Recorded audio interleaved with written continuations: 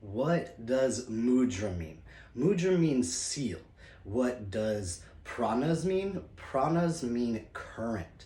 So there are many mudras out there. There are eye mudras, there are hand mudras, there are full body mudras, okay? Right now we're just gonna go over the hand mudras and why they are so important to not just connect to the world around you and to your body awareness, but to bring more flow, more current to your body, to your chakra. Your chakras are going to line up throughout your entire body. When doing all hand mudras, it's best to be seated cross-leg style on the ground. If that's not comfortable, then you can definitely sit another way.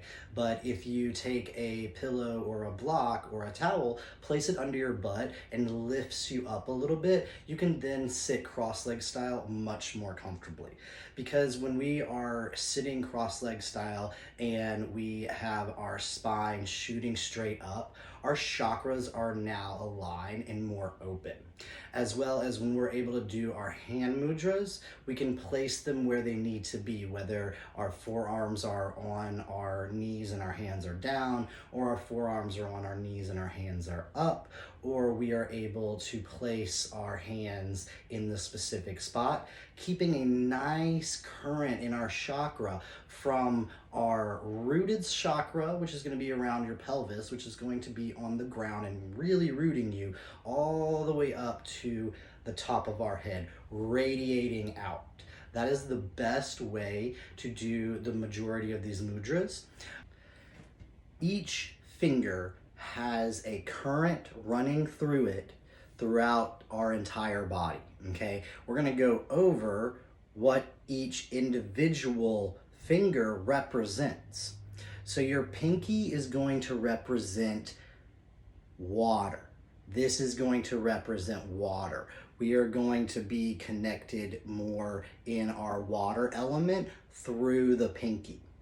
Your ring finger is going to represent earth, grounding, connection. That is going to be our ring finger. Our middle finger is going to be space. It is the tallest, so that's going to help you see that it is going to represent space, your environment, things around you. Your index finger is going to represent air. Air. It's going to represent air. Your thumb is going to represent fire.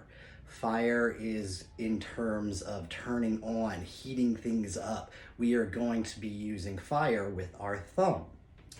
Your left hand is going to be lunar. Your right hand is going to be solar, okay? As well as being able to put your palms up is going to mean that you are receiving, you are downloading, you are trying to take in awareness from the universe, from your environment, from what you are thinking and meditating on, as well as depending on what mudra it is. But when your palms are up, you are receiving and you are downloading. When your palms are down, you are inside your body. You are trying to be internally more aware. You are trying to calm the body more and not download any more information, but rather take on the information that is already inside your body and inside your mind. There are pressure points all along our hand and our fingers, just like all along the bottoms of our feet and on the tops of our feet and in our toes. So when we find these pressure points and we really dig into them, they are linked to parts of your body, whether it's your digestion, whether it's your heart, whether it's your respiratory system. You can access all of this through the pressure points in your hands, as well as in your feet. I'm going to give you the maps and the guidelines to these pressure points. I encourage you to not just press on these, but to really have intention and find and really gain the awareness and current to that part of your body, focusing more on that, as well as utilizing all of the hand mudras that I have taught you so that you can open up these areas. If any of the hand mudras were really hard for you, really think about why they're hard for you. If they are hard for you, do you have a problem with that specific element? If you cannot get into your respiratory system, if that is hard, if bringing that all together is hard, and you notice that you have respiratory problems, you really need to find the intention and focus on having open current to that area through your hands and through your feet. Is going to be all of your fingertips touching each other and your palms coming together, placing everything together right by your heart. Mudra is going to be your index finger and your thumb.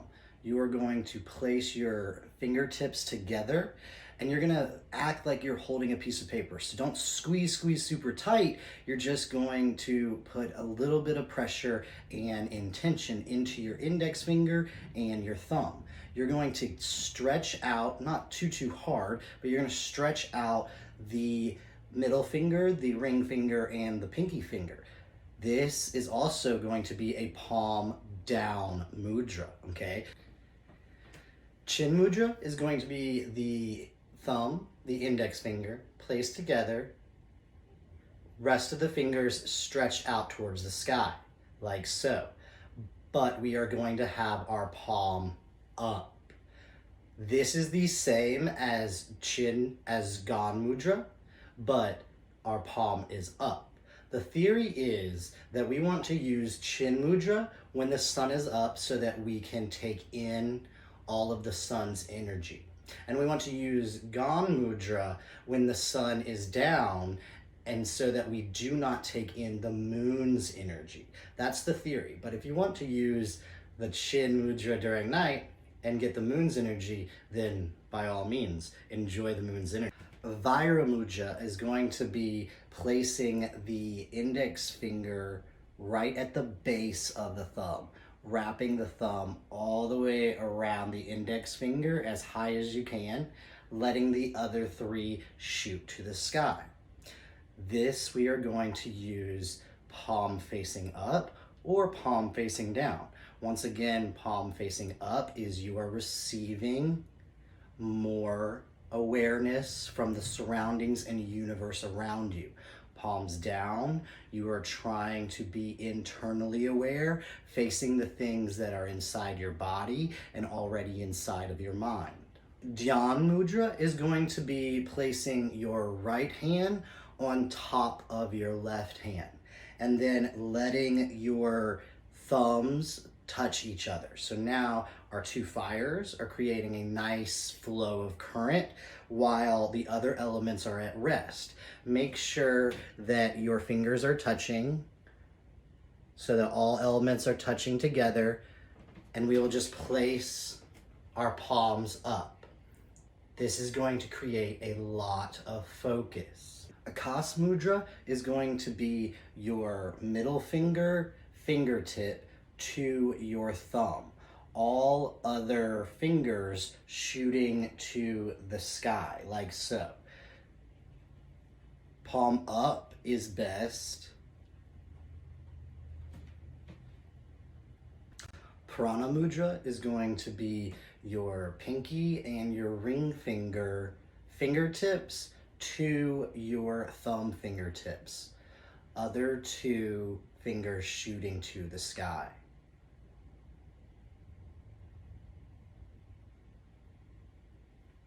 Surya mudra. You're going to place your ring finger to the base of your thumb and wrap your thumb around. Place other fingers nice and straight, shooting to the sky.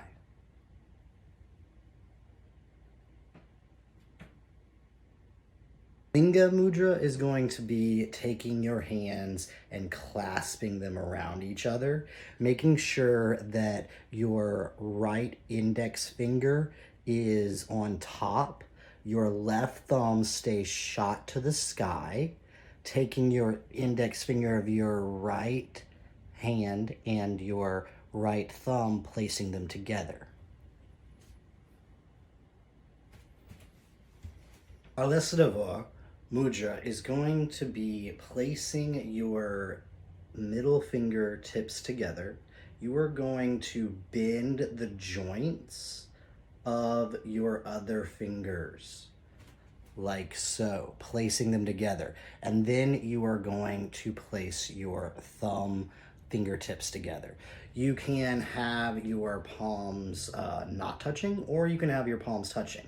You just want to make sure that all of your fingers are nice and bent and you're touching at the joints so that your middle fingertips can touch and your thumb fingertips can touch.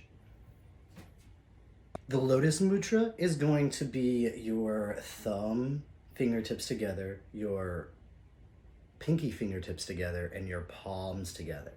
Opening up like a lotus, holding it like so. You want to make sure that your palms are touching so that you are opening up and everything is closed on the inside. You want to do this by your throat, so your throat chakra, or you want to hold it down below where your heart is for a really nice, calming, meditative practice. Shakti mudra is going to be with both hands, taking your thumbs to your palms and bending them, and then taking your index finger and your middle finger and wrapping it around. We're now going to place the fingertips of our ring finger and our pinky finger together while touching our two joints together.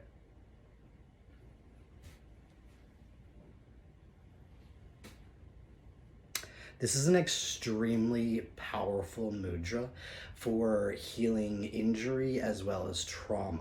This is going to help you really address a lot of trauma internally and externally, as well as bringing a lot of awareness to the lower part of your lungs and respiratory system.